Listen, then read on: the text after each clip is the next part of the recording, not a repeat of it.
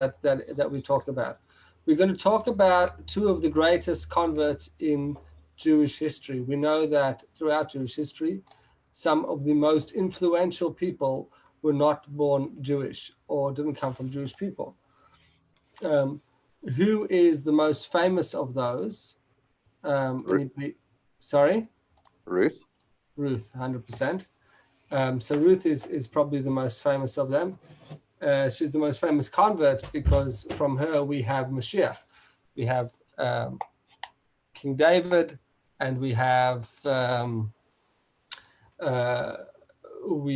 ultimately Mashiach. Besides for being extremely pious person, there's many different laws that we learn from Ruth.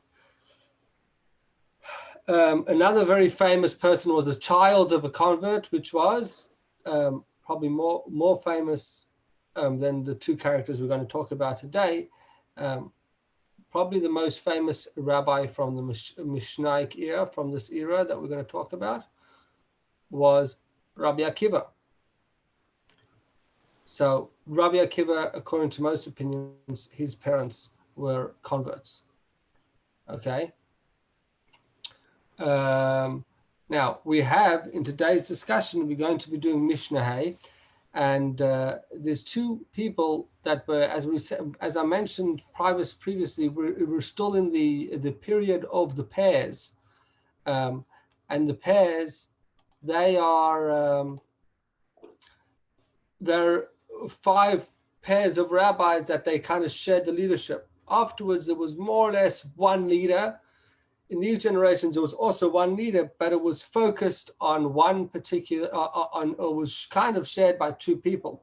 So in this 4th group, the people, hi Sherry, welcome. Thank you, I made it in time. Yeah, beautiful. Thanks for joining. We're just starting. So this group of pairs, they're known as Shemaiah and Avtalion. Now, according to many people, Shemaiah and Avtalion were converts. Some people say that it wasn't them that was converts, it was their parents that were converts. One of the fascinating things that we know about these, not only were they converts, but they descended from one of the worst Gentile kings in history. Who was that? That was a man by the name of Sancheriv. Sancheriv was the person that was responsible for, he was the Syrian king, and in the year 586 BCE, he dispersed the 10 tribes, the 10 lost tribes. So we know that majority of Jews after the time of King Solomon, in the time of King Solomon's son, Rehoboam, the Jewish people split into 2 groups, and 10 of the 10 of the tribes formed a group called the Kingdom of Israel, and the other tribes of Yehuda and the Levites and part of Shimon and part of Benjamin, and they formed a group known as Judah, Yehuda, and that's why, of course, we are called Jews.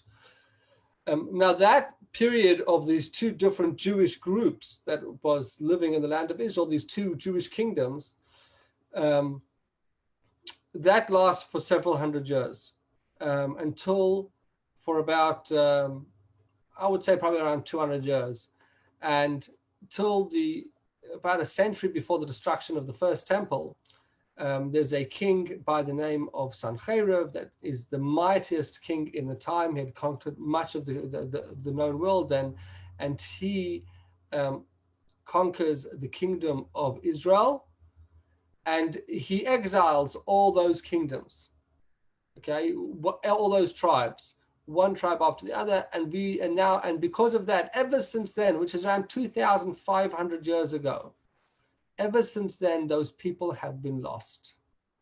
Lost as in we don't know for certain where they are. We have different theories, whether it's the Ethiopians or in other types of groups, but we have over the years kind of lost touch with these groups. Okay, one day I have given numerous talks about the 10 lost tribes. It's an important piece of hearing.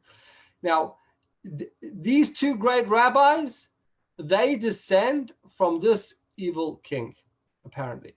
Okay, now, just to conclude the story, Sancheriv did try to also also conquered the kingdom of Yehuda.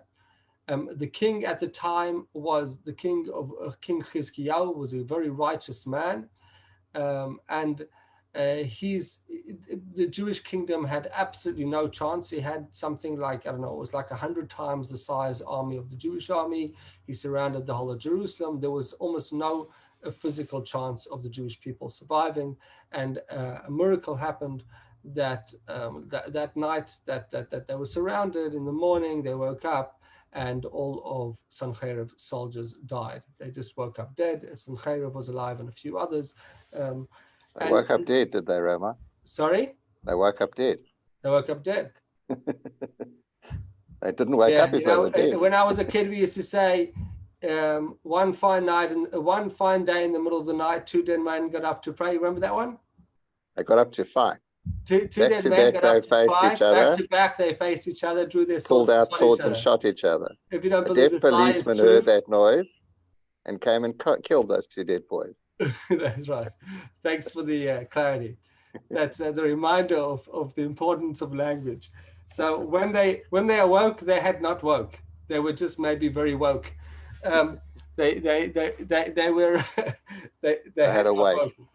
So I should say, thanks for that correction. When Sancherib awoke in the morning, all his soldiers were dead, and it was hundreds of thousands. Apparently, something like, I don't know, 300,000-400,000 soldiers. The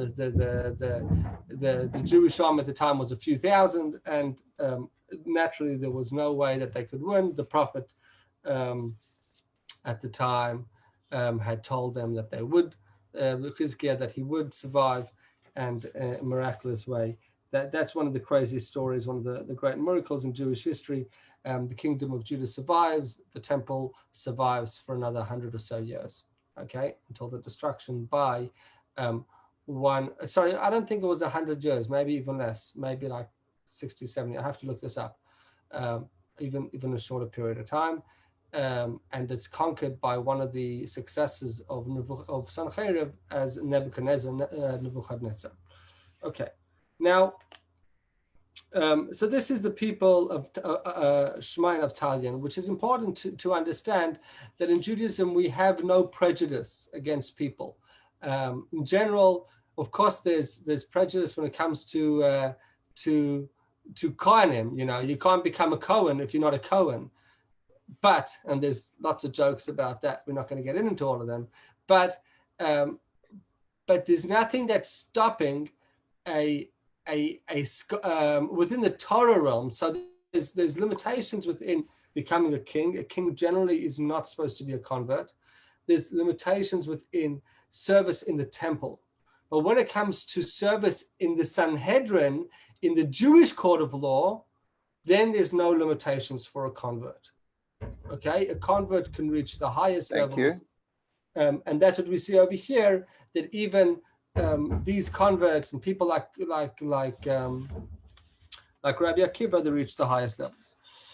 Now, many people say that these two people, Shema and Avtalion, were brothers. According to the Arizal, they were brothers, and they never separated. As a matter of fact, they are buried together in not far from Rabbi Shimon Bar Yochai, which is Rashbi we celebrate on Lag BaOmer, in Meron. Okay, on the Mount of Meron, on the South Mountains of Meron, is where these two people are buried. They are going to be the teachers of the next leader, who is also very famous, Hillel, who we'll be talking about shortly. The name Avtalion means that like, because he was the father, the Av Bet Din. Shmaya was the father of the young, father of orphans. He took care of orphan people.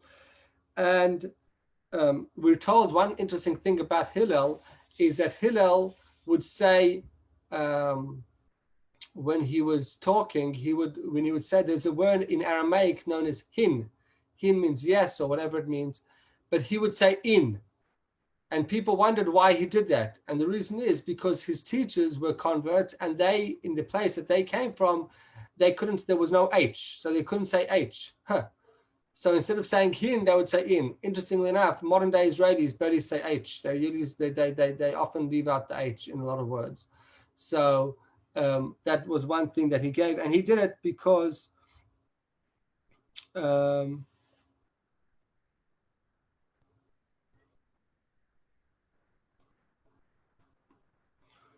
Sorry, I'm just looking at one of my notes and I don't understand what I wrote. Okay, with that, he did it out of a deference to his teachers. Let's go now and start the actual Mishnah. Okay, so today we are doing Mishnah 10. Shmaya ve'Avtalyon kiblu mehem. They received from who? From Yehuda ben Tabai and Shimon ben Shatach. They were the previous. The previous pairs, and now we are on the fourth of these pairs. Now, what did Shmaya say? Shmaya. Today we're going to focus on Shmaya. He says a very interesting statement. He says, "Ohev et hamlacha." You should love work. It's interesting that he used the word malacha. Okay, but I'm not going to get it. But basically, he loves work. In other words, you should love doing hard work. Usna et harabanut. And you should, Rabbanut over here does not mean the rabbinate, even though we do say that a rabbi is not a good job for a good Jewish boy. But nevertheless, what he's saying is over here, the word Rabbanut means a position of power. You should hate having a position of power. And here's an interesting one, and avoid intimacy or do not become too close with the government. So let's unpack this, what he's saying over here a little bit. So interestingly enough, we know that when it comes to creation, we're told that Adam was not allowed to benefit from the world until he had done some type of labor in part of creation. He had to do some type of work. God actually made him do some work, because when a person doesn't work for what they have, they don't have any appreciation for it. So God's created this entire world, and Adam could have just lived off the benefits. God could have just created trees and just made things good for him, that we could live and survive and not have to do any work. But God didn't want that. He wanted us to work, because when we work, we become partners in God's creation. So much so that it's written that almost all famous rabbis historically, before rabbinate became a position of like the concept of a rabbi, but the rabbis in the time of Mishna, they weren't like, what they would do is they would work for several hours every day, and some of them chose to do work that was back-breaking labor. Like they would often work in fields, and they would work in they wouldn't take administrative positions usually. Often they took work that had to do with the ground, because when you had work that had to do with the ground, they felt more their achieve. It's easier to see your, so to speak, effect on the world. If you're a builder, or if you're a farmer, you see direct impact of your work on the world. And it also was harder physical labor. And not only that, often it doesn't take up brain power. So here's an interesting thing. They want you to love work, but not to get all your brain involved. And unfortunately, or fortunately, this is the way it is, that today where big percentage of Jewish people, we work at desks, and less of us work with actual physical labor, and less of us are tradies. And the problem with that, from this perspective, is that we don't get to see the actual physical change within the physical world, because often that actual physical change and work is being done by others. But the other issue is that we also have to use a lot of our brain power for our work. When your job is to lay bricks, it doesn't need you to make you to use as much brain power, which leaves you to have more brain power for your Torah study. Okay, and you want to kind of reserve your Torah study. So the rabbis, they would sit on the farm and they would study in their mind. They would be thinking Torah because they didn't need to use their brain much for their work. As I said, today's day and age, most of our jobs in our businesses or maths, accounting, doctor, whatever, law, whatever jobs we're doing, very often it entails a lot of work on your mind, and that's just not ideal not the best situation from a Jewish perspective, because it leaves you to have less brain space, head space for your spiritual work. But the important thing is that we should, that's a secondary point, by the way. That's not the main point over here. The main point over here is that no matter what the work is, whether it is sitting by a desk and running a business or being a lawyer, the main thing is that when we do work, we shouldn't just do the work for the sake of I have to pay the bills, but also what we do, we should do it with enjoyment. And from a rabbinical possession, this is somewhat of it's a revolutionary point, because you would say, don't get all excited about your work, because your work is secondary.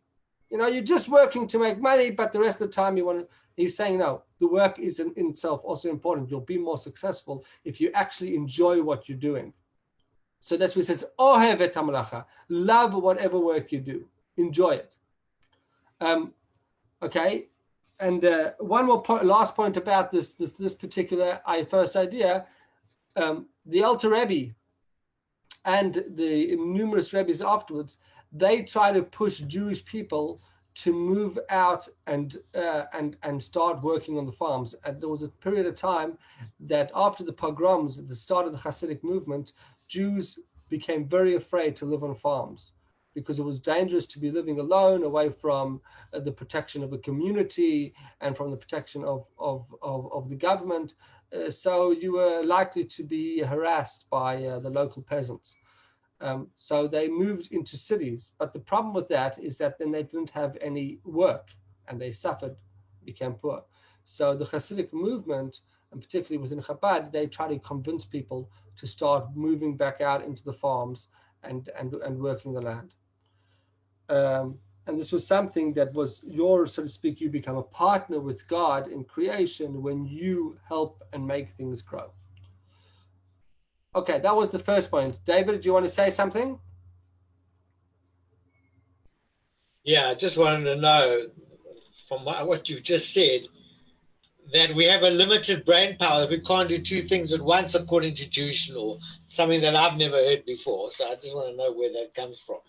Okay, so, well, listen, we do. It is famous that that if you try to do two things at once, something's going to miss out. And it's always been a Jewish idea that if you have two things that need to take up your headspace, the chances are that something will miss out. It's, as I said, don't generally study and work at the same time, even if you're a scholar, surely. You say again, you can or you can't. You don't generally work and study at the same time. Right. But because you work hard doesn't mean you can't study hard. I mean, that's just completely... No, 100%. And that's exactly the point. That is exactly the point. If you work hard, you can still work hard and study hard, 100%. But if you have two things that are massive focuses on your headspace, so there's a difference between headspace and hand space. It says, Yagia kapecha kisochel. You should work hard with your hands, the hard work of your hands, and you'll eat. So from a traditional perspective, what that means is that the hard work is done by your hands and your feet. You're digging and you're shoveling and you're building, whatever it is that's required for you to make a living. But your head, you remain clear that you could focus. If you're going to be the whole day trying to figure out how to improve your business and how to do that in business, how to make this calculation, then your mind gets taken up by those ideas, and it creates less clarity within your Torah study. Okay? Now, it's not 100% true, and I agree with you that there is this concept of... I think it's nonsense, not even 100% true. I think it's nonsense, because that is an antiquated thing from like 3,000 years ago. Most people, as you said earlier, don't toil, if you're Jewish, with your hands. Some do. But it doesn't mean that the scholars that we have are any less clever than they were 2,000 years ago. So it's just a completely misleading thought idea, even to go there. Okay, so I hear what you're saying. I don't fully agree with you, but I suppose there is an element of truth to what you're saying, which is that you could do both. And I'm not disagreeing with you that you could do both, in the sense that you could sit by your desk and you could And, be a scientist, and the counter of that is even better, because the more you work in the real world of today as opposed to 2,000 years ago, the more the meanings, the Mishna and all the books are revealed, because you're involved in those things. You're not just worrying about whose sheep is this, or whose cow have I got, or who allowed me to have this cow, and who should I get it if it's stolen, because the intricacies of what the real world have are much deeper than just that. Okay, so I want to say that I agree with you in essence, although I'll tell you that it wasn't traditionally, and let me explain to you what I'm saying. I agree with you. There's 2 points about what you're saying. Number one, that it's not more that there's 2 elements to it. There's number one is like, what should you be occupying yourself with in your mind? Should you be occupying yourself with thinking about mundane things or with holy things? And the answer is that ideally, from Torah's perspective, we want to be occupied with holy things. So that's a basic understanding. And it doesn't mean that it's forbidden to occupy your mind with mundane things. But the ideal is that you would be, even while you're working, be able to once in a while think about godliness and holy things. Okay? To bolster your point, when it comes to, we're going to be talking in a few weeks' time about the story of Yosef and his brothers. And from a Hasidic perspective, Yosef believed that you could be in a position of leadership. You could be in a position where you're involved in your brain power, being involved in day-to-day running of a country and power or whatever it is, and you could still be a good Jew. His brother said it's impossible. The only way you could be a good Jew is if you separate yourself from other people, and you work the land. Hasidic, we know that Joseph's brothers, Joseph's brothers, when they went down to Egypt, they never recognized him. Why? Because to them it was impossible that you could remain a good Jew while in the position of power where you had to use your mind in order to run a country. It just was not possible. But Yosef changed that and proved that you could.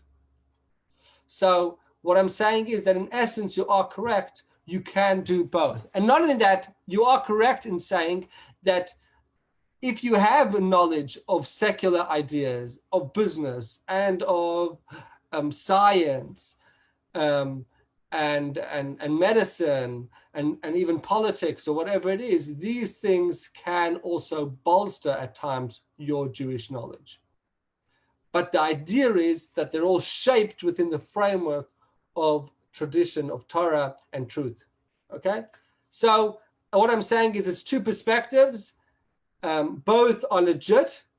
And I think that's you probably going more in the direction of the Hasidic approach, where being involved in the world can be a distraction, but it could also bolster if you do it correctly. Okay? You don't seem fully convinced. Okay, we could talk about it afterwards, but there are the main points that I wanted to talk about, which I haven't even got to. So I want to quickly touch on those things. The next thing was that we said is sna et harabanut. You should hate places of power. Now, one of the things that it's saying is he's going from loving work and hating places of power. We're saying like this: don't try to always get into positions of power. The greatest leaders historically did not initially want to have that position. We know just this past Shabbat, we celebrated the birthday of the 5th Chabad Rebbe. It took him 10 years or 11 years to accept the mantle leadership after being pushed. Our Rebbe, the Lubavitcher Rebbe, full year, he was fully pushed until he finally accepted the position because he realized that the movement would die out. And those end up being some of the greatest leaders, those that have to really be people really see them and want to do it, but they don't want to do it. So they don't take it because they're looking for power, which is saying they take it because they're needed to have that. And what that means is that they have humility. Humility in a position of leadership is the most crucial part. Now, there's 2 types of humility, and I could really get carried away with it. We've gone a little bit over time with the first point. When we're talking about humility in a position of leadership, It doesn't mean that you're humble to your constituents, that you're willing to bend and shape. In a democratic society, there may be that element where you're really chosen by the people, and therefore you kind of really got to do what the people want. You're a representative of the people. In a Jewish position of leadership, a leader is a representative of God. And therefore you have to be humble and recognize that it's not about you. It's not about what the people want. It's about what God wants. It's about the truth. And you have to be willing to be humble, to stand up strong against the will of people that want you to bend, and to be a true emissary of God. So a leadership position within Judaism is you're an emissary. You're an emissary of your Creator to serve the people and to bring them closer to God. You're the conduit of God. So so we're saying like this: if you're looking for power because you just want your own power, that's going to be detrimental for you. It's going to be detrimental for the people and detrimental for God, because you're not going to care about the truth. You're going to care about whatever gets you more power. But if you care about, if you're humble and you don't want the position, but you get the position because this is what God wants you to do, so to speak, and you're going to help the people come closer to God, you'll end up being good for yourself, because you're not going to bend and switch and from day to day twist based on what people decide that day that they want. You're going to be that major conduit that brings people closer to Hashem. And that's the ultimate God, that the position of leadership is to bring the people together, to bind them together and bring them closer to Hashem. Okay, there's a lot more that I could talk about this, but I want to just touch on the last point, and that is, the last point was al titfadeh l'reshus. Do not become, or as one translation, do not fraternize with those in power. What it means is like this, as people, we often have to, I wrote some of my first letters to the government,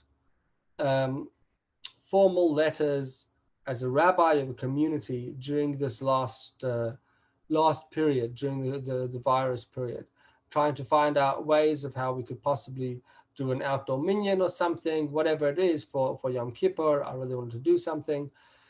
And I was writing to different members of parliament, and some I got answers, some I didn't get answers. Interestingly enough, one of the highest people in the Victorian government that's been very involved in what's been going on with all the restrictions and the decisions has been Martin Bakula, who is a Jewish boy and happens to be my member of parliament for Dingley, Keysborough area.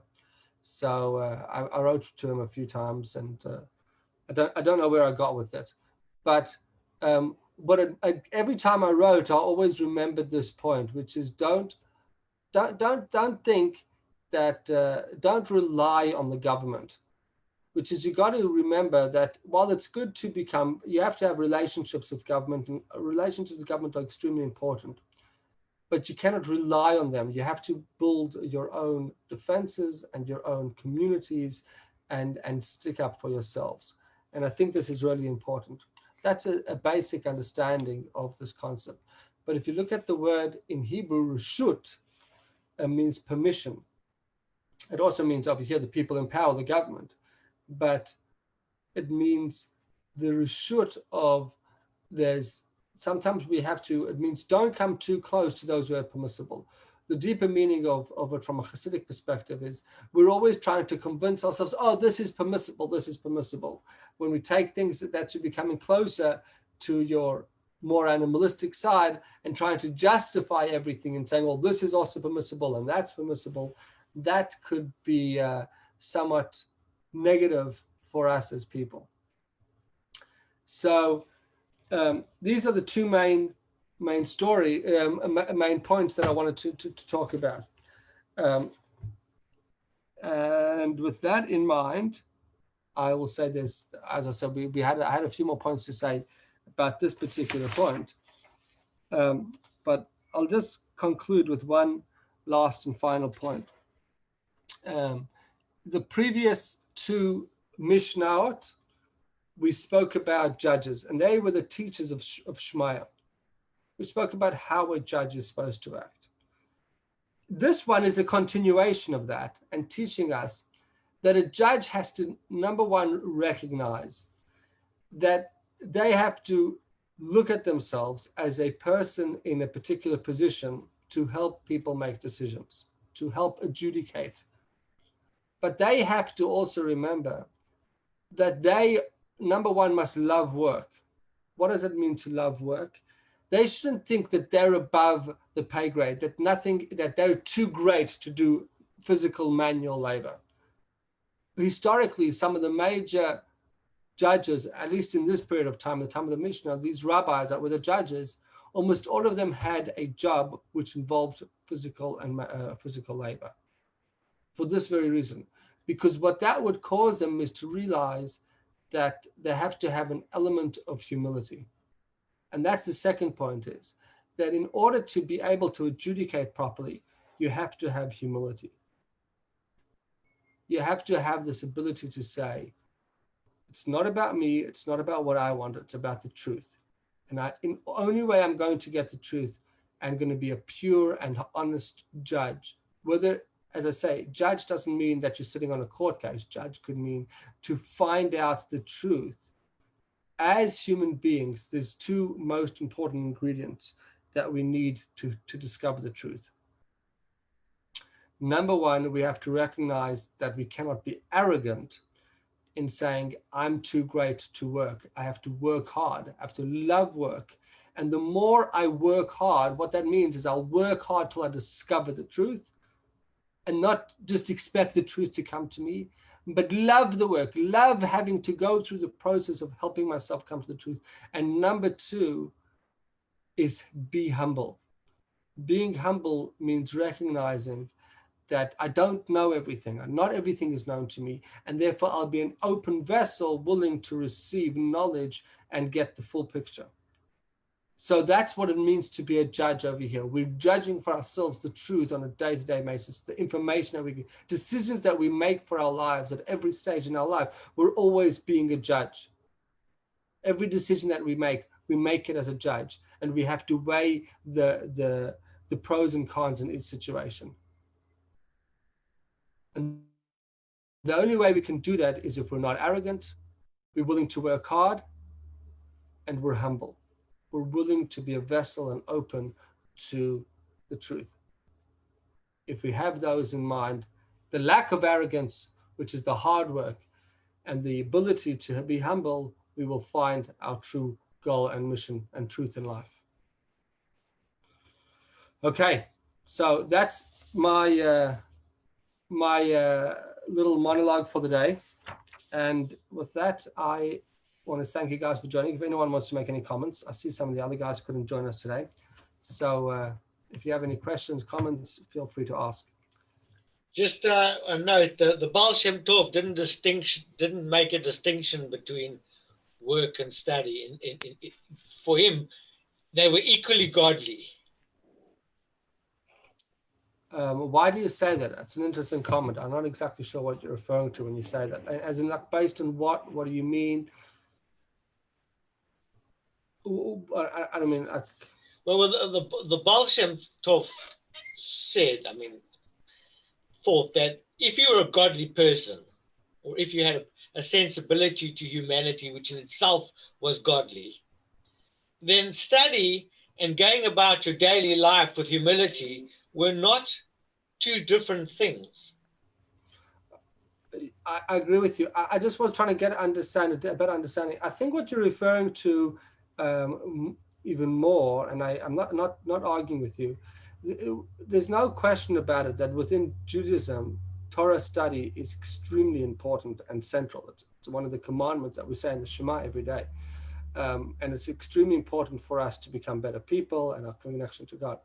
What the Baal Shem Tov did change is that there was this kind of divide where people that studied thought that they were greater than, that they were better than all the manual laborers.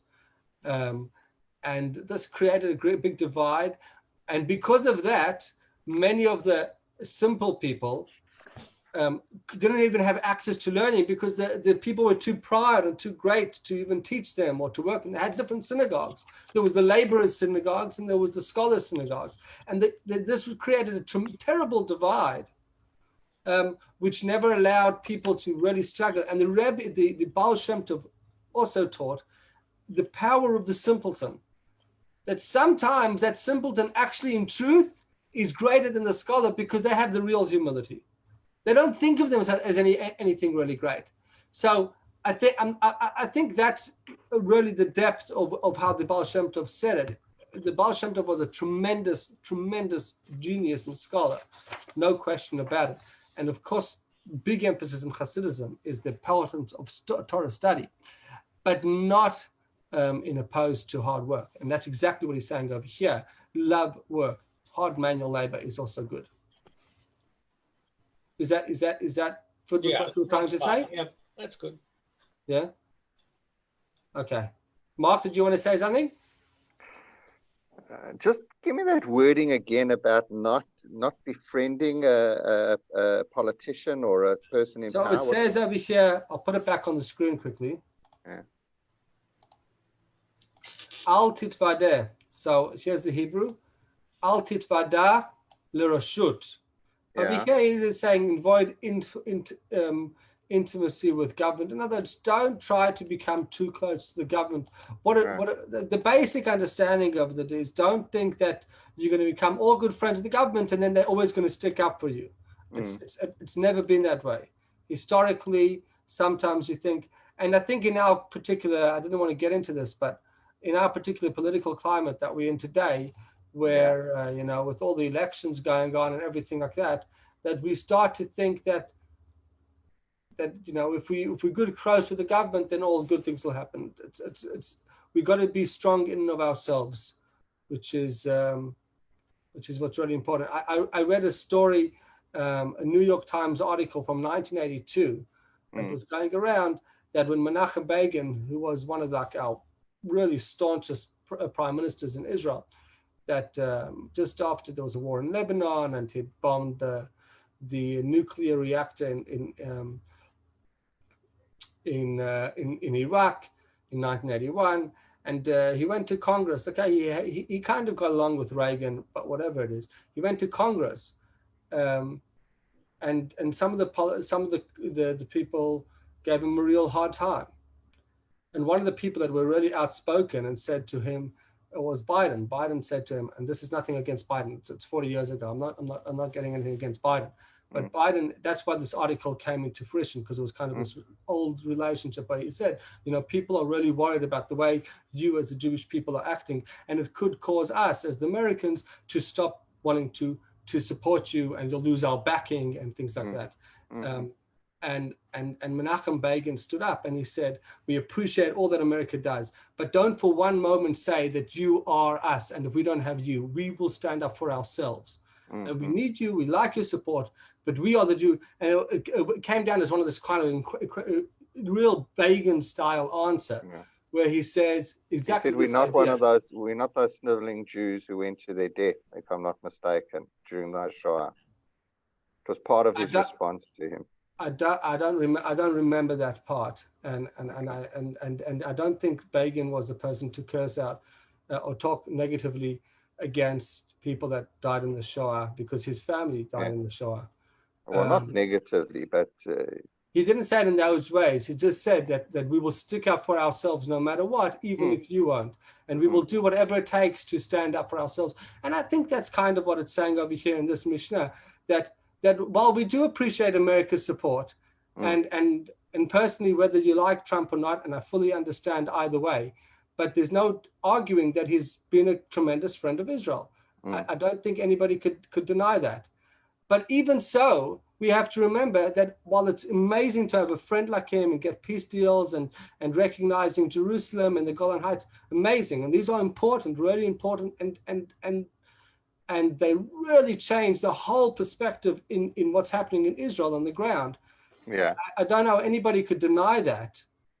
But the fact remains that even without Trump there, the Jewish people, we will stick up for ourselves, and we mustn't come to just rely on Trump. We mustn't rely on Biden.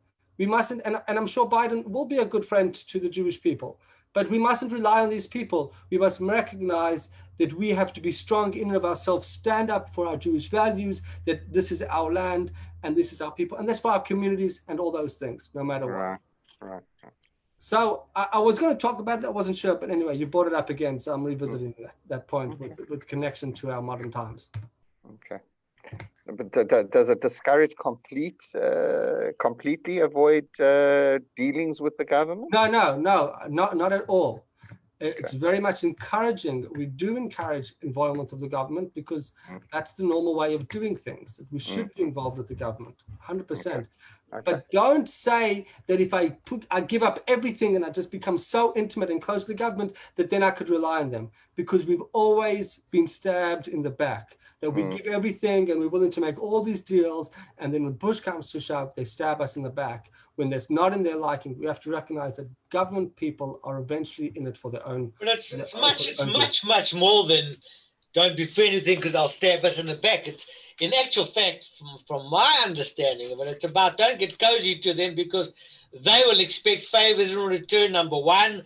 Number two, you can be then blackmailed or similar from other parties because you've shown interest. There are all other aspects about it besides just relying on exactly where I'm going, Dave. That's much more 100%. By the way, interesting thing is I recently read this book, The Prime Minister's by Yehuda Avner, who was a personal assistant, and he writes how Yitzhak Rabin, who by the way was an excellent prime minister in many ways, but one of his things that Begin really attacked him on is that he often promoted the one particular party, whether it was usually the Republican side, who we considered to be slightly more friendly to Israel in those times. And Begin, who before he even became president, when he was the head of the opposition, and at the time Rabin was the ambassador to the US, Begin said it's not a healthy thing to be pushing one side. And I think you've seen that that's what politicians do, whether it's Scott Morrison or Bibi Netanyahu. Of course, Bibi Netanyahu, we know that he's a friend with Trump, but he recognizes Trump's doing, but he'll also be good to Biden, and he's worked with Biden. We know that Israel had a terrible relationship with Obama because Obama stabbed us in the back in all types of ways, wanted us to go back to the six-day war borders, pre-6-day war borders. But at the end of the day, you know what? You can't just at the end of the day, you got to work with whichever government's there, especially in today's day and age where governments come and go every 4 to 8 years or whatever it is. Yeah. And you could I just wanted to mention, I was just reading here in the commentary, and I think it really sums it up. Once a person associates with the ruling power, he becomes a slave to his desire to please them. His moral values may fall to the wayside as he becomes single-minded. Yeah, that's a whole nother element to it.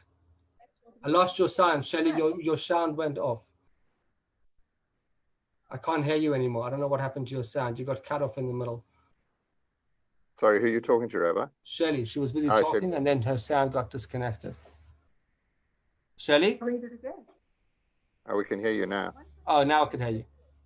No, you're going in and out. But I heard your main point, and it's a whole another very important point, which is that whole point of sticking up. And yeah, I agree with you. It's a whole another really important element when we lose our moral standing when we try to befriend people in power too much, and lose our own. Very important. There's another aspect, Rabbi. There's a word, a sycophant, which I've known the word for a long time, but haven't really been sure about what it meant until recently. I only looked it up about a week ago. And it's a person who acts obsequiously towards someone important in order to gain advantage. So there's a whole aspect of how do you deal with government and how is that viewed by other people. 100%. I've got to say thank you because I have to move on now. Thank you, Rabbi. Thank you. Thanks Dave, very I'll call much. you now. Thank you. Thanks, Rabbi. Thanks so much. Thank you. Have a good Thanks. day. Bye. Bye. Thanks for joining. Bye.